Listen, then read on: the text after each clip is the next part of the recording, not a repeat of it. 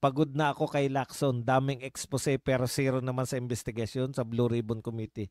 Correct po, wala pong silbi ang expose kasi hindi po yan magagamit ng ombudsman para masampahan ng kaso. Pero po yung Senate Blue Ribbon Committee resolution, magagamit po yan. Eh paano kayo magkakaroon ng resolution kung hindi kayo nag-iimbestiga?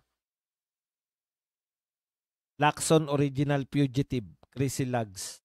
Kasalanan niya na Resolution 10 ni Pinky naging unli ang budget ng mga kurakot. Si Magalong patay mali siya, iwas pusoy hugas kamay. Hindi hearing ang ginawa ni Lacson, it's deafening. Si Pinky Lacson at si Magalong nagkakahawig na style sa pagiging double standard. Si Gordon talsik laway. Huwag ganun, ako rin talsik laway. Tatay Badong, tuloy-tuloy lang kahit gapang sa live, pahiyang lang, dadami din viewers. Mo like, share lang, like lang. Boss Baz, alam mo ba bakit ganyan galawan ni Vince Dizon? Bakit? Sir, ano masasabi mo kay Magalong na nawala na ng credibility, iwas pusoy na?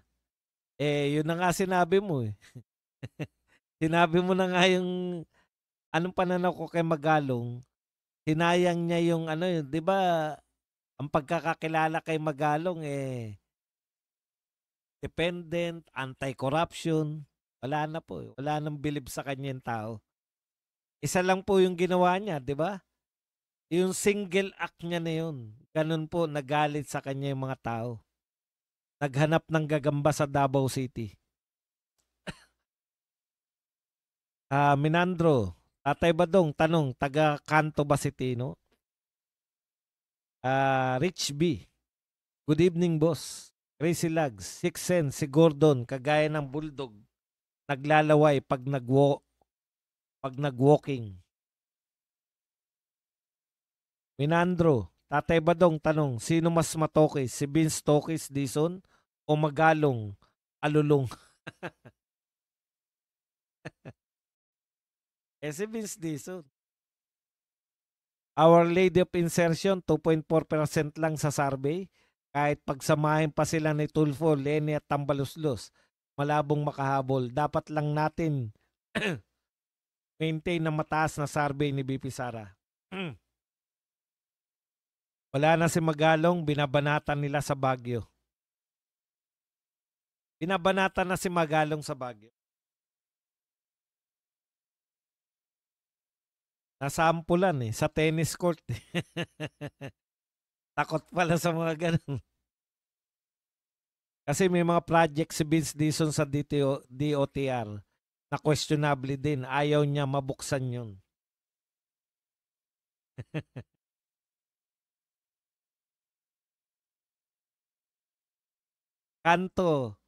Kantonyo kasi.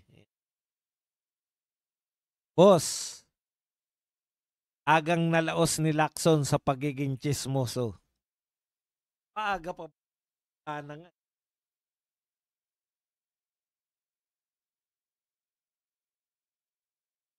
Ngayon, yung mga takbo ng takbo kahit talunan, alam nyo na yan, di ba? Akala natin dati nakakaawa yung mga talunan na takbo ng takbo. Ngayon natin na-realize, malaki pala ang campaign contribution. Ginawang hanap buhay yung pagtakbo. Kahit mapagtatalo eh. Tatakbo na naman sa 2028 na okay lang matalo. Basta makatakbo lang. Kamukha si Kiko Aquino. O nga no, magkahawig si Kiko Aquino D. Boss Buds, out of topic, may tanong lang boss. Paano magpunta sa pinagbarilan kay Dr. Rizal? Alam ko kabisado mo to, galing Tagig, salamat. Seryoso ba yan tanong na yan? Sa Luneta po ang pinagbarilan kay Rizal. Magtanong lang kayo doon yung mga estatwa ng binaril si Rizal doon mismo. Hindi po dito sa may monumento niya. Pero malapit lang po sa monumento niya yun.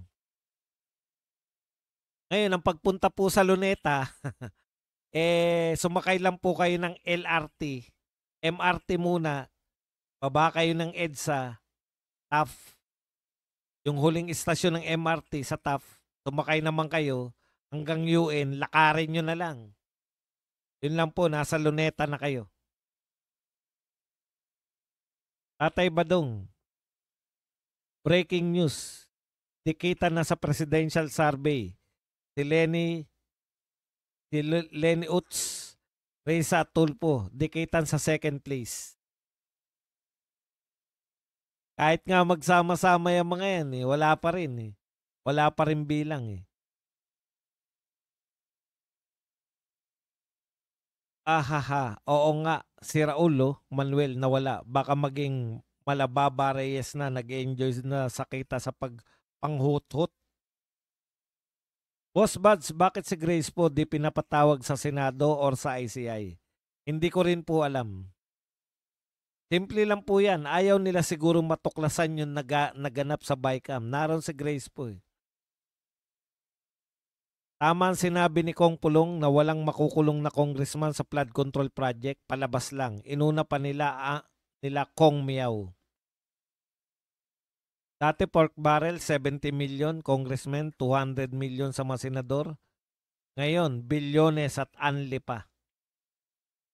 Yung buong pong pork barrel, panahon ni Napoles, para to give you an idea, yung buong pork barrel po, para po sa senador, yung uminog, yung nahawakan po ni Napoles, 10 billion lang po yun.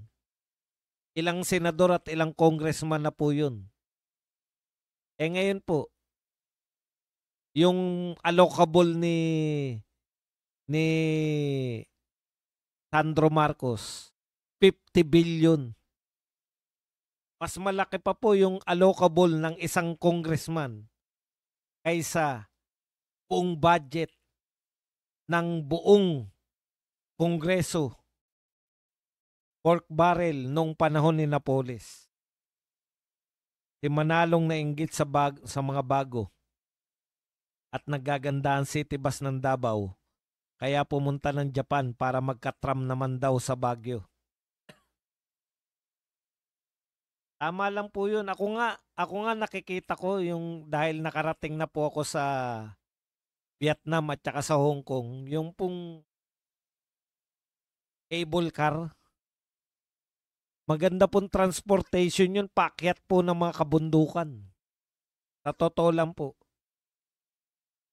Parang mas madaling itayo yun eh. Mga poste-poste lang na malalaki kaysa buong kalsada. Wala pang ano yun, landslide.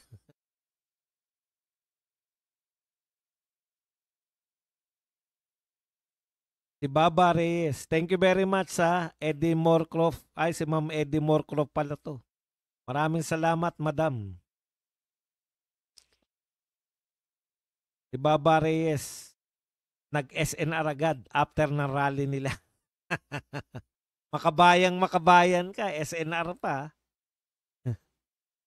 Christine Mayari. Eddie Morcroft, God bless. God blessing be on you. Grabe ang Marcos admin, magnakaw ng pera natin. Tara Hunsang. Totoo kaya insertion sa wetpacks ni Tatay Badong, pwede bang 2028 tandem si Grace po at si Kiko? Opo. Pwede. Uubusin talaga nila pera para sa bayan. Maligtas lang sarili nila. Correct na correct kayo dyan. Kaya ang sakit po sa dibdib. Pero may mas masakit po. Masakit sa wetpacks. Mas masakit po yun, yung masakit sa wetpacks. Ready daw si Bonggit makipag-usap kay BP. Palabas na lang